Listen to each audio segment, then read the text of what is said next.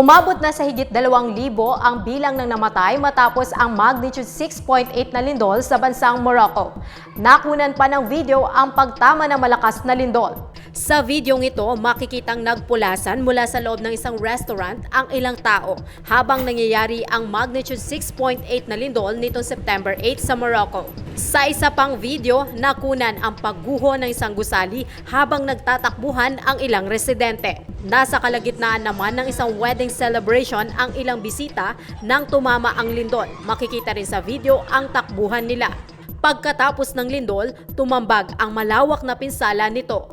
Maraming bahay, gusali at infrastruktura ang gumuho at nasira. Pahirapan ang naging search and rescue operation at retrieval operation ng mga rescuer. Sa litratong ito, makikita ang isang bangkay na na-retrieve mula sa isang gumuhong bahay. تضررنا بزاف، تضررت المدينة القديمة وتضرروا الساكنة من هذا الزلزال هذا، واخا كلشي ديال الله تعالى ولكن تضررنا اخويا والناس مقصحه. الناس باغا تدخل غير لدارها دابا ما لاقياش كيفاش ندخلوا حتى للدار. والدينا مكرفسين مرض وناعسين في الدار.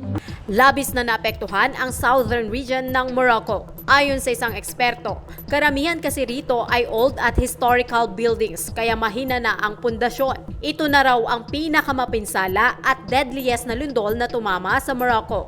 As of September 11, umabot na sa 2,122 ang bilang ng namatay dahil sa lindol ayon sa Moroccan Interior Ministry. 2,421 naman ang bilang ng sugatan. Wala namang naiulat na Pilipinong nasaktan sa lindol ayon sa Embahada ng Pilipinas sa Morocco. Nakausap ng Stand for Truth si Reyna Ruiz, isang Pinoy na nagtatrabaho sa Morocco. Yung pinaka-apektado po kasi yung Marrakech. Kasi nga lang, dito po din sa Casablanca, malakas po yung lindol niya. As in, yung manid yung bahay ng amo ko. Kasi nga lang, hindi siya nasira. Unlike sa ibang lugar na talagang gumuho yung mga buildings, yung mga apartment nila, may namatay.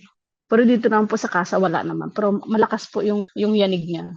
Nasa 6.8 magnitude po siya eh. Tapos ako at saka yung mga bata, bumaba kami, pumunta kami ng garden.